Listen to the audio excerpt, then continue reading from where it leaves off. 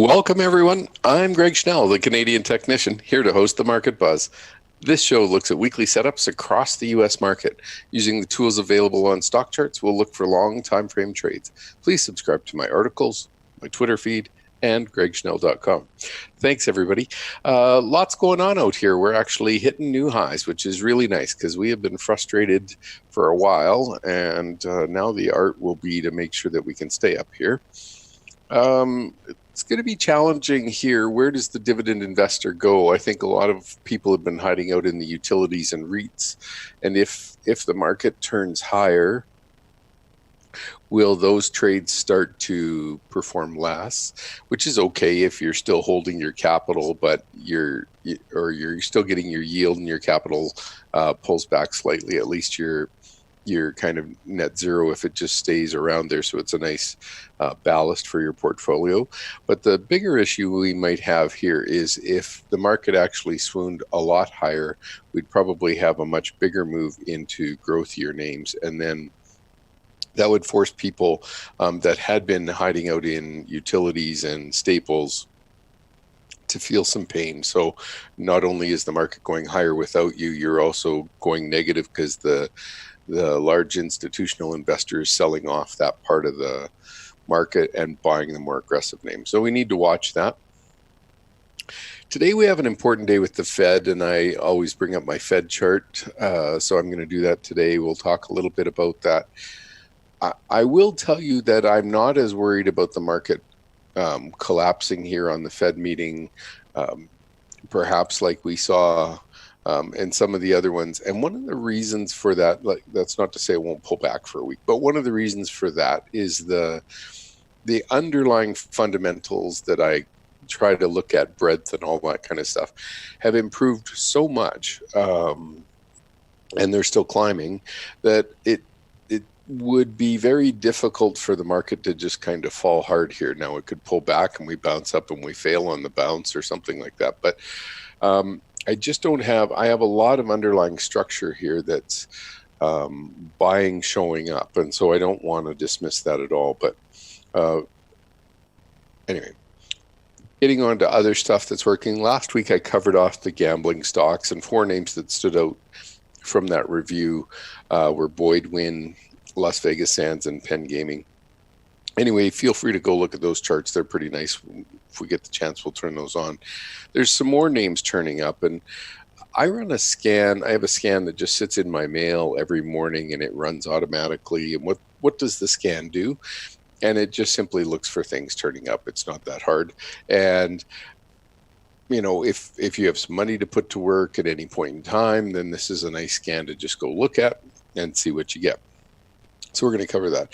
I mentioned last week gold, and I think right after I talked about it, it started to drop.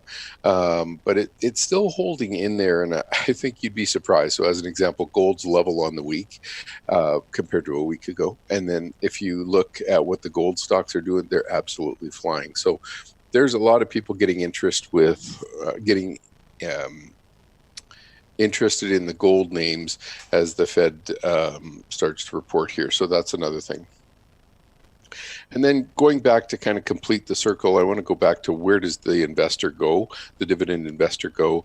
And the mortgage REITs are quite interesting here. So if yields bottomed and things started to reverse, this chart's quite interesting. And so we're going to cover that off. Hopefully there's a lot in there for you and you'll get some ideas.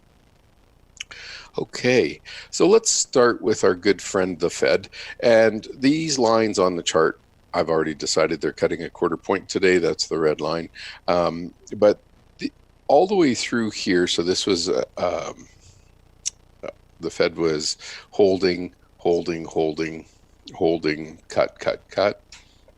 And so what we see since the Fed's been cutting is this has been dropping immediately after. We'll find out if that happens again, but I'm not of the belief that that's kind of what's coming down the pipe. Now, I mean, I could be wrong. If we start to break these lower trend lines or lower levels here, then obviously I am wrong. But my market breadth is really big right now, so I don't have that underlying feeling in my gut. And literally right in here, just 2 weeks ago, we had a 50-50 split. Like it was literally nobody was. I had 51%, 49%. Next day I had 49%, 51%. It was just hovering, and you see that on the bullish percent indexes. They're still very low. So we need a big bounce here. And that's why I'm actually expecting the market to move higher. So usually after the Fed meeting, we'll have some sort of pullback tonight. And then I'd be surprised if we don't get more buying tomorrow, because the market is set up quite aggressively here. Okay. I want to cover off a few other things. Not this one. Well, yeah, let's go here first. So this is the gallery view. And side by side, so if you enter two ticker symbols divided by a comma, and you could do anything, you just get a general trend. So all of these are custom views that you can set up. And see right up here, it says customize your gallery view charts, learn how. Click on that button. But this is my intraday one. And what you see is on this 10-minute chart, basically we've been rising for the whole month up and to the right. That's cool. Here is the daily version of that, and you can see it's been a relatively steep advance. So even if it jogged sideways for a while, who'd be surprised? But when we get these steep advances kind of running up, I still have enough breadth that I'm not that worried about it. Whereas right up in here, I was down to like 50%. So just to give you an idea, and I'm over 75% now on my breadth indicators. So with that, I still think the market's buoyant enough. Now, we're still trying to hold the prior highs here, so it's always an important place to watch. If you break out and can't hold, that's a bigger deal. I still think this is one area of the market that still wants to go higher, so we're going to keep watching that. So on the daily, you can see that we're actually making higher highs in momentum, which is a nice change. So we've been making higher lows, but lower highs before. Now we're actually making higher highs, so that's quite nice. On the S&P, we're not quite at higher highs, which is a little bit concerning, but we'll just keep that in mind. All of my PPO indicators have been grinding sideways, and in here when it looked like we were just going to roll over and fail.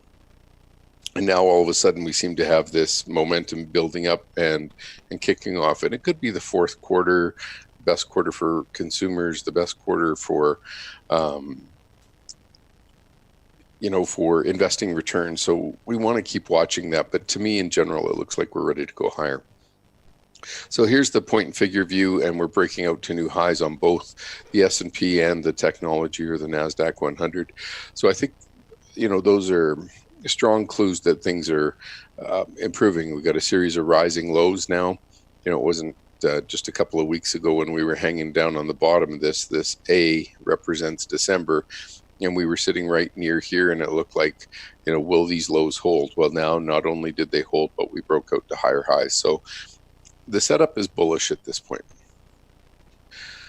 This again, I start the show talking about we like to look at weekly charts. I just want to show you the trend. This is the 60-minute chart for the month. And what you see is we're going up, and this morning we briefly dipped below the chart. Is that a worry?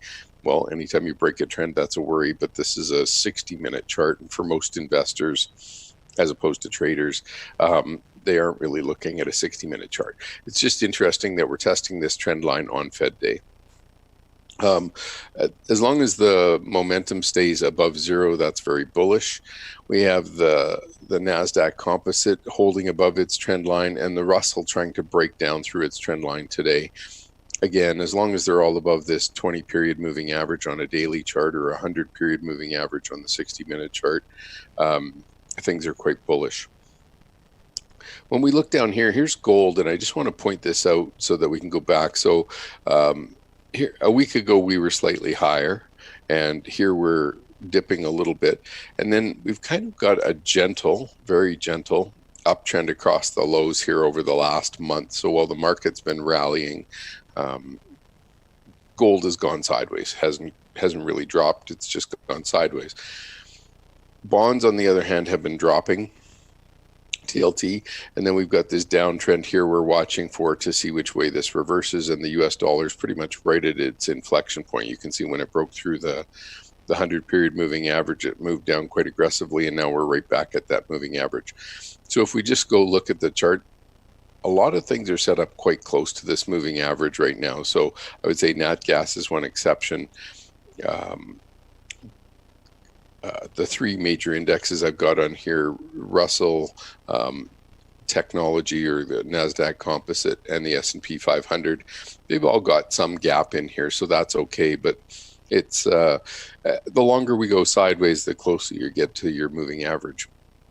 Okay, let's move on with one of the things I wanted to show you on here was a scan, and this scan is, don't use the name of this is just a dump file where my scan runs, and I went and it shows up in my mail in my in basket, and then when I get it I just go look at the chart. So I've put those charts in a chart list for us this morning, and the whole idea behind taking this information and putting it in a chart list is just so you can format it and roll with it.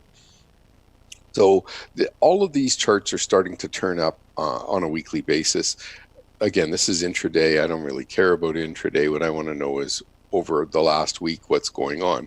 And so here we have a list of stocks, and there's a few in the negative territory, but most of them are in the positive territory. But again, these are just starting to turn up. And so we're going to take a few minutes and just go look at those charts. We're going to cut to a commercial break here in just a few seconds. But what I want to do when I come back, we're going to click in and just quickly scroll through these charts and just show how simple a morning scan can be and give you some opportunities to look. So anyway, with that, we'll be right back. Thank you. Today's market volatility provides savvy traders and active investors with an abundance of profitable opportunities. At the Traders Expo Las Vegas, November 7th through 9th, over 75 of the most respected traders in the world, including Dennis Gartman, Tom Sosnoff, Todd Gordon, and Tom DeMark, will explain how they're adapting their strategies and share the specific trading opportunities they've identified in equities, options, forex, futures, cryptocurrencies, and more. Claim your free pass to join them at tradersexpo.com. So as you can see, Tiffany & Company is at the top of this list, but we all know why Tiffany's up this week. They got a bid from LVMH. So that's not really the chart we want to look at. But when we go into this list, and again, let's just put them in a view all mode. So Tiffany pops up to the top because of this buyout thing. So this accelerates the stock up to prior highs, and it's just hanging up there. Nothing we can do about that. Looking at Vertex Pharmaceuticals, this stock is just trying to break out to a new high, and it's been hovering in this range for 2 years, and we're just starting to get some momentum building in the stock. So with that I think that's pretty important. As we look down farther on the list, here's Humana, and Humana is trying to break out to new, at least 2019 highs, very close to it. But this is making higher lows and momentum, starting to turn up. Scooter ranking moving above 75. Beautiful chart. Harley Davidson, this one's odd. Big downtrend. And Harley is now, just recently, last week, took out the 2019 high, and it has to get above 41.89 to take out to get to new 52-week high. So it's right there. Whoops. But I think more importantly, I'm not seeing a lot of moves in the rest of the group, but you have to like the fact that this is the first time in 2 years that the scooter ranking has gotten into the top level. So there might be something going on at Harley, and you see this all of a sudden the stock will do nothing, and all of a sudden spike up, pull back, and then you could see in here for almost a year it was one of the top performing stocks, and then it was terrible, and now it looks like it's trying to reboot again. So pretty interesting. Citrix Systems was a big downtrend, starting to turn back higher. Here's a scooter ranking moving above 75. This is a pretty nice looking chart, and just not a name that they're covering on TV every day. Eaton Corp, I really like this one. Look at this industrial breakout here, $86, call it, pushed up to 89 a few weeks ago, pulls back, and now re-emerging. I think that's a really nice trend. Pentair, this one, this run up in here, and then all of a sudden the cliff drop makes me stay away from a chart like this, because when you get these big either earnings gap down or something gap down, they They are hard to trade. I would say in here, momentum's improving. Everything's turning up on this chart. It's not one that I think I want to buy yet just because of this cliff drop. Caterpillar, this one's been in the news all day, every day, but here's $140, and it looks pretty good. It only has to get through 142 to me making a new 52-week high. They just don't sell off, these big names. They'll come down, but they don't drop hard. And so, you can't really get short Caterpillar. You can only get long and hope you get a nice run like this. Coming out of this base, I like it. I think it looks okay. Hewlett-Packard, this one, you can draw a horizontal trend line in here, but you can see a lot of these stocks have the same trade as the S&P, where it's been grinding sideways, but some of these are new names starting to come to the front. Ameriprise Financial, this one, just got to get through 153, and all of a sudden we're at 18-month highs. That's pretty big. Turning up above zero in momentum, that looks pretty good. CenturyLink. And you can just see this is making higher lows, higher highs. The 10-week has moved above the 40-week. That's a typical start of a new uptrend. And again, some of the some of the utilities have been doing better. This one's telecom. But this is starting to grind higher. And as we see this CenturyLink grind higher, the big thing we're looking for on these charts is an uptrend or the start of an uptrend. And in this case, it looks like it's finding support at the 40-week and the 10-week. So I like the trade here. Fifth Third, this is a really nice chart going back 1 year. Wouldn't take much to break it out if we're getting an increase in the spread on the yield curve. That's going to help, and it wouldn't take much for this to start to pop up. First Republic Bank, so here's another one, and it's got a 3-year high here, sitting here trying to get going. Xylem starting to move through these levels. I like it a lot. This is a really nice chart. So what we see is industrial machinery is starting to show up on this list. Maxim Integrated Products, this one is trying to break out, again, 2 years of sideways action, not negative action, just sideways. Dead money. I'd like to see this semiconductor start to go. Coty, the big personal products maker, cosmetics, I think it is mostly. And then you got this downtrend across the highs here, and it wouldn't take much to start to pop up. But look at how high the momentum is on the most recent wave, suggesting most of the selling is done, and this is on its way higher.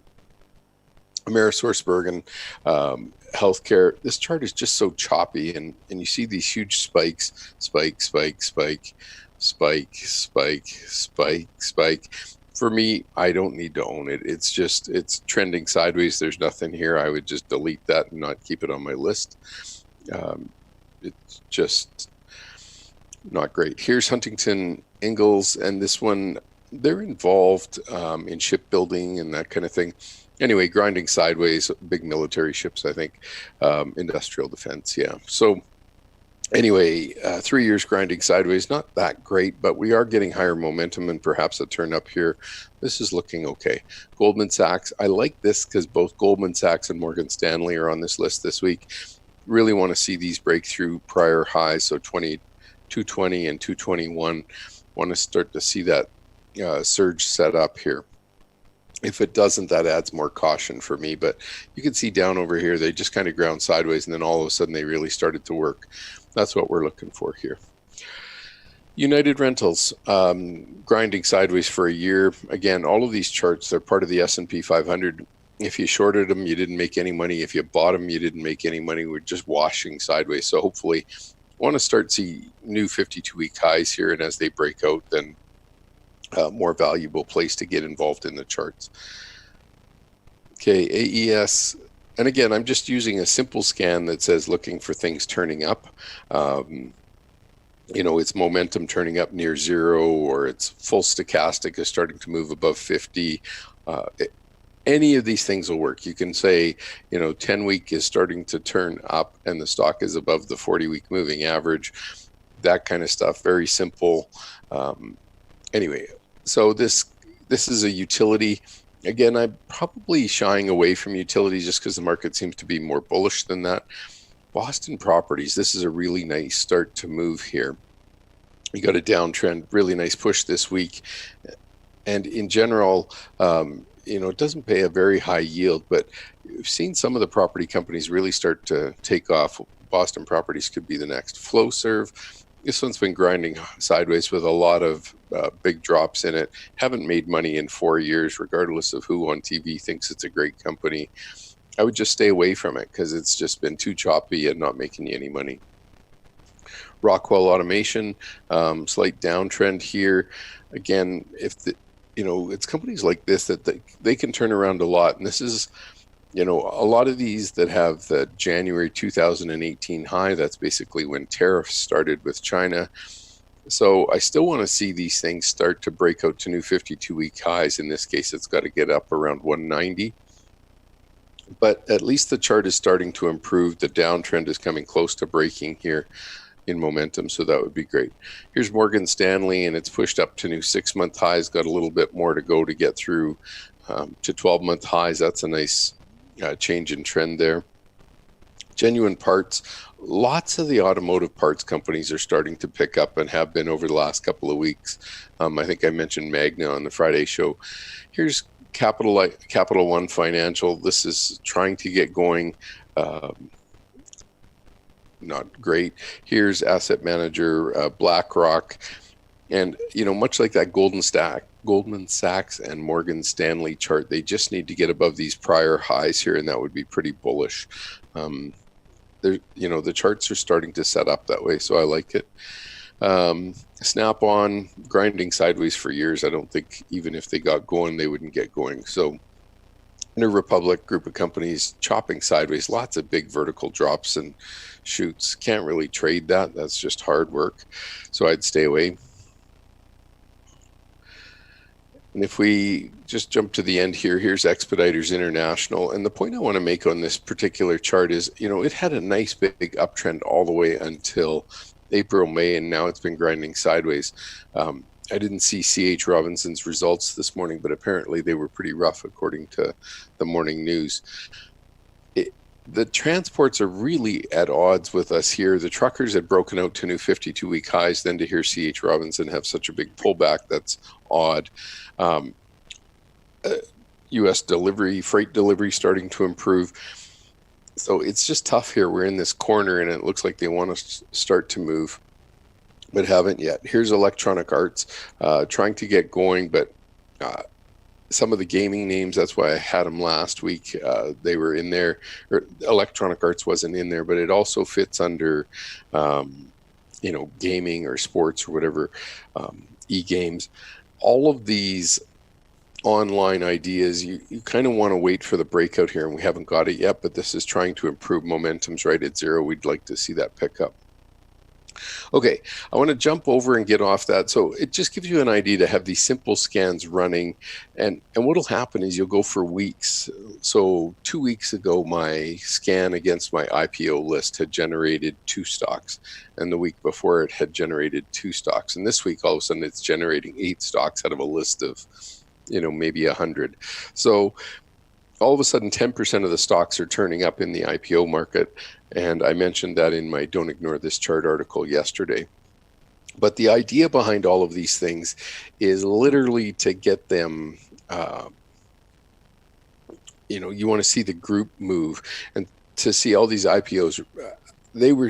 The TV talking heads were going on and on and on about how poor these IPOs were, which just made me want to listen more. And sure enough, they're all starting to turn. So having these simple scans, they'll show nothing, and all of a sudden they all start to pop together. And when you've got a specific group that they're working with, that's a nice clue that things are starting to go.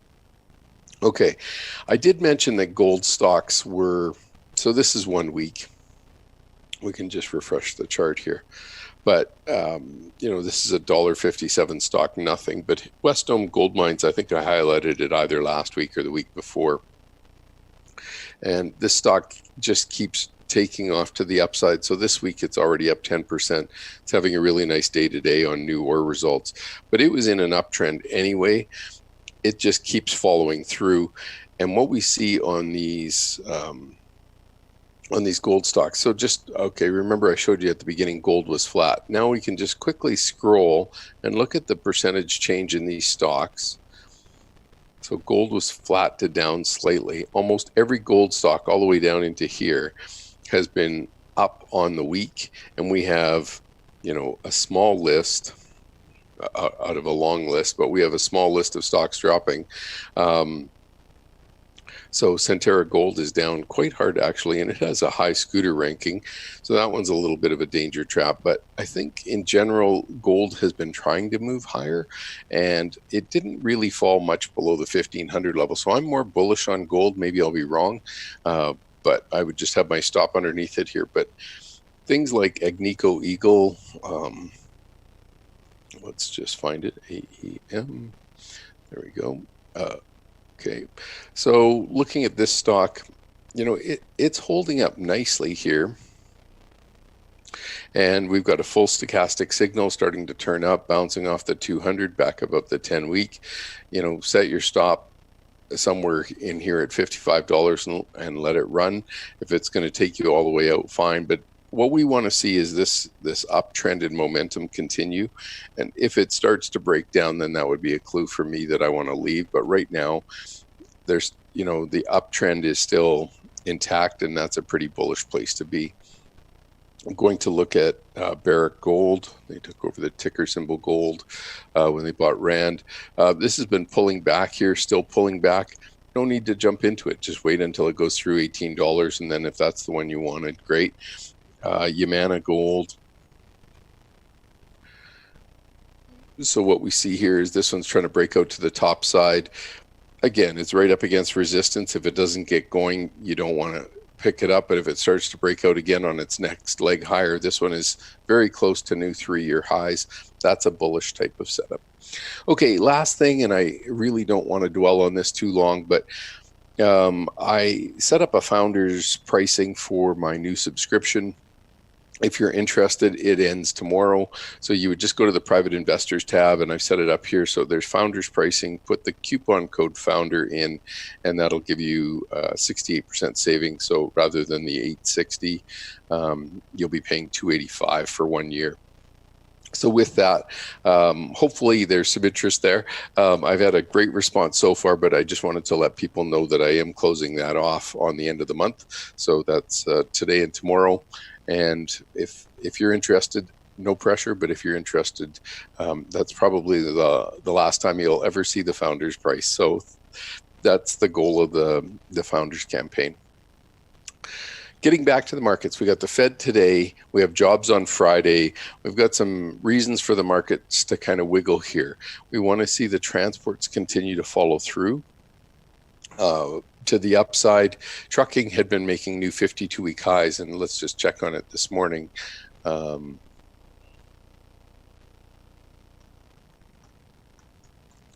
didn't get time to cover off the mortgage REITs, so we'll look at those on Friday. Yeah, trucking's pulling back a little bit, but it continues to make higher highs and higher lows here, so it's looking okay. The goal here as we go through the prior high is that we have to take it out and we have to hold it. So by Friday, we still want to be above last week's high. And that's going to be a big challenge with all of the turbulence pointed at us. So try and make sure that whatever you're looking at, you're watching these indexes hold up. Thanks for taking the time to join me on Market Buzz. Market Buzz airs live on Wednesdays and Fridays at 10:30 a.m. Eastern Time, 7:30 a.m. Pacific Time on StockCharts TV. You can also catch replays on the StockCharts YouTube channel or on StockCharts TV, which has a running list of technical charting informational shows. Thanks for taking the time to join me. We got lots to cover, and hopefully we keep this bull market going. Thanks, everybody.